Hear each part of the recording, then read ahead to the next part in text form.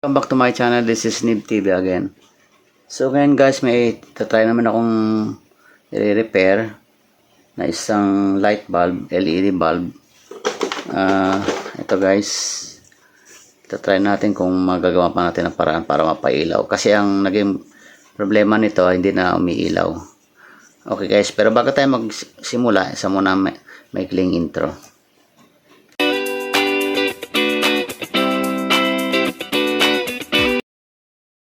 Ito yung bulb, hindi na umiilaw, LED bulb. So, check natin kung talagang hindi na siya umiilaw.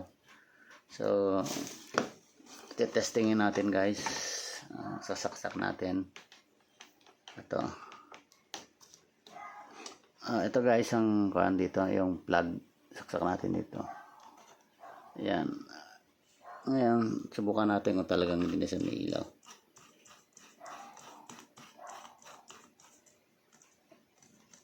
So yan guys, hindi na siya talaga umilaw. Yan, maigpit yan. Okay, so subukan natin maglagay ng isang good na bulb para makita natin kung talagang may kuryente tumatakbo dito sa ating pang test. So yan guys, umilaw, so meaning may kuryente. Okay, so gagawin natin, bubuksan na lang natin ito. Titignan natin kung ano ang nasa loob, kung ano problema. Kasi usually sa mga ganitong mga LED bulb ngayon ay hindi na basta-basta tinatapon ito pag hindi umiilaw. Nagagawa pa kasi ito guys ng paraan, napapailaw pa to kasi it is made of an array or series of small bulbs, no? Yung loob nito nakapaikot na kuan. So isa lang diyan ang mapundi, hindi na ilaw kasi naka-series siya. So try natin, baka ganun nga ang kanyang configuration. Okay, so buksan natin. Yung ibang ganito medyo matigas, pero ito try natin kung kaya natin buksan. Para naka-ano lang kasi ito guys, naka-clamp, kaipit lang. Ayun guys, so kung nakikita, napapansin nyo na yan, parang maangat. Ayan, konting ingat lang tayo guys para hindi naman siya mabasag.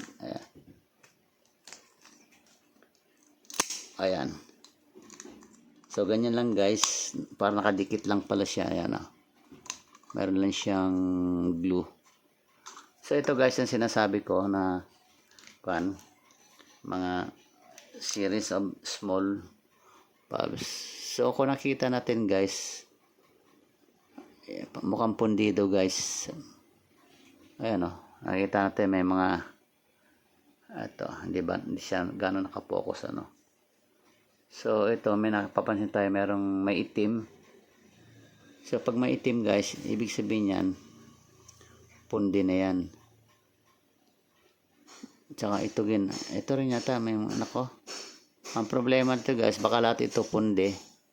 So mangyayari nito is wala tayong pamalit nito. Kung lahat ito pundi, mapailaw man natin to guys, hindi na rin masyadong maganda kasi konti na lang yung bulb na natira. So try lang natin itong medyo talagang maitim na maitim. Tapos tingnan natin kung mapapailaw pa natin itong iba. Okay guys, so ang gagawin lang natin siguro ihinangan ko guys dito ng wire na maliit. Tapos idudugtong natin dito sa kabilang side niya. Bali ito yan guys. Ayan, ito. Ito yung nakita kong may kulay black na dito na spot. Pundi. So ang gagawin natin, subukan natin muna magdugtong ng wire dito. Saka dito sa kabilang side. Titingnan natin kung iilaw siya. Kasi itong iba, may mga mark na rin na black pero maaaring hindi pa masyadong pundido. Ito lang talaga yung pundido kasi yan, dark na dark yung kanyang pagka-black. Hindi siya masyado napopokus. Okay, ilay natin muna konti. Kita naman ninyo siguro guys, ito yung may black na itim.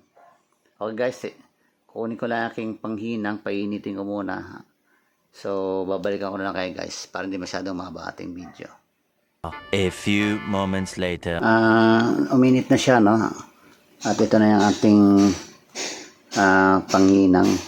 Okay, ito yung nakita kong wire na medyo maliit-liit. So, nilagyan ko na siya guys dito. Ayun, hininangan ko na guys yung ito, yung dalawang end ng yung maliit na LED light na yan. Hindi siya talaga napofocus. Teka lang ha. Yan na natin guys. Malabo siya, no? So, ganyan lang. Layo lang natin. Yan, nilagyan ko na siya ng mga LED doon. So, tatry natin i-kuha nito. Ihinang itong isang side. Okay. Tapos, okay.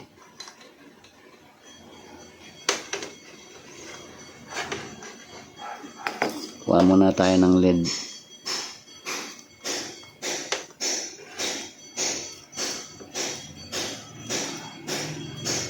Okay.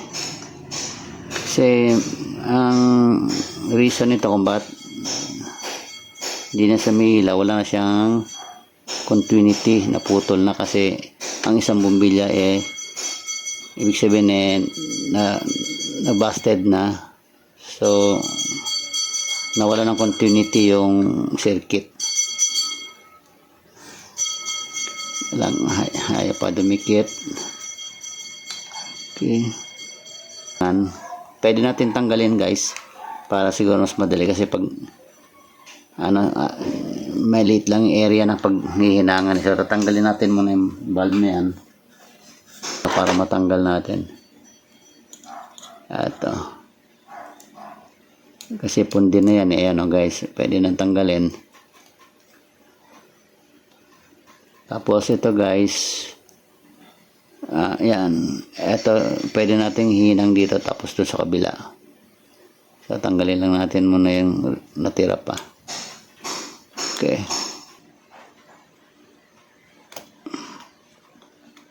Ayan, kung napapansin nyo guys, meron siyang parang ayan o, medyo parang may space hiwalay. So, itong side na to saka itong side na to, disconnected yan. Kaya gagawin natin, parang maglalagay tayo ng hinang dyan para magkaroon ng bridge para makatawid lang yung kwan. Tatry natin siguro na lagyan na ng kwan, kung kakapit yung kwan natin, hinang na lang, hindi na siguro kailangan ng small wire. Try natin, hinangan na lang ito mula dito, side na to, tsaka sa side na to.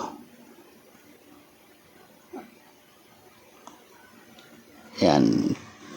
Linisin lang natin yung paghihinangan para kumapit yung ating solder.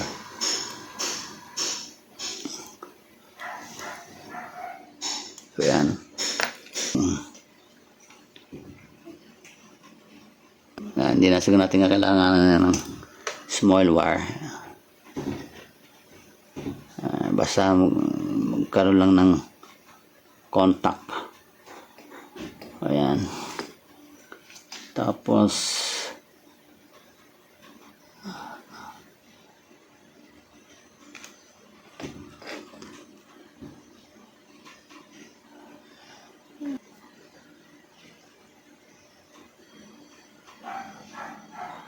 karoon na kaya. Okay. Medyo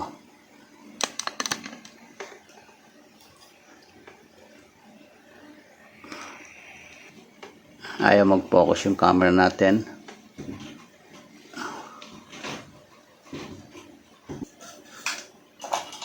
Yan. Yan. Ito siya. So instead yung ilaw, yung bumbilya nandyan, bali solder na yung pinalit natin sa pwesto niya. Yan. Okay, check natin, try natin guys, i-test natin kung iilaw na siya. Okay, balik natin yung ating pang-test na ilaw. Yung ating plug. Ayan. Okay.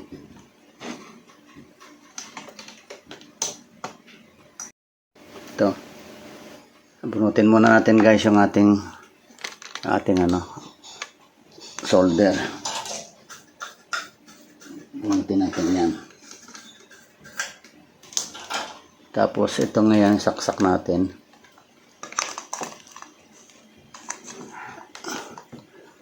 Ito guys. Pag ganito pala, skip. So test natin guys uli. Saksak natin. O yan guys, umilaw na siya. Okay. So okay na. Naayos natin. So balik natin guys yung takip. Okay. Okay, so yan lang ginawa natin guys. Tinanggal natin yung sirang bulb.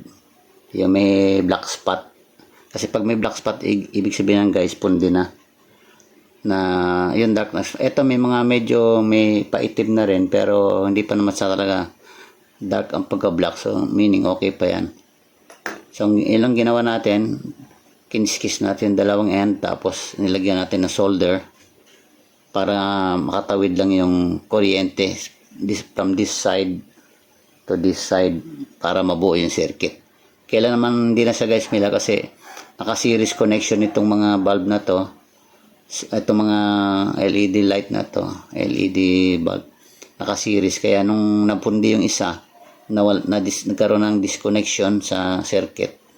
Kaya ang ginawa natin, nilagyan lang natin ng pinaka-bridge ng solder para lang magkaroon ng continuity. So buo na ulit yung circuit. So ngayon guys, pwede nating ididikit lang ito ng glue. So for the meantime, igagano natin siya. Takip lang natin siya muna ulit ganyan. Mamaya ko na siya didikit. Ayan. Tapos testingin natin. Okay. Ayan. So, ganyan lang guys ang ginagawa ko kapag may mga napundi mobilya para imbis na bibili ka ng bago, adi i-repair na lang. Ayan o, saksak natin. O, ayan. Magana siya guys.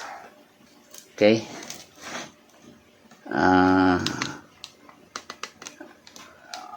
Na-repair na siya. Okay, so bunutin natin. Okay. So good na uli. Pwede na siya uling gamitin. So tipid tayo. Imbis na itatapon nyo guys yung mga ganito nyo, try nyo munang i-repair. Baka sakaling gumana pa. At makatipid kayo.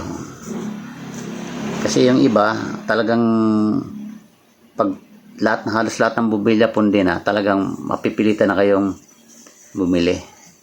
Kasi kaysa papalitan mo pa yung kwan, kasi bibilan mo pa namang LED bulb yan, palitan nyo na lang. At medyo wala pang abala. Ito, ang naswertehan lang natin na isa lang talaga yung pundi, kaya pinagtyagaan na natin. So nagawa pa siya. So yun lang guys. Kung nagustuhan nyo itong aking ginawang simple na pagre-repair, paki-like and share, and don't forget to subscribe to my channel Need TV, and also press the notification bell para ma-update kayo sa mga iba ko pang mga gagawin mga video. Maraming salamat.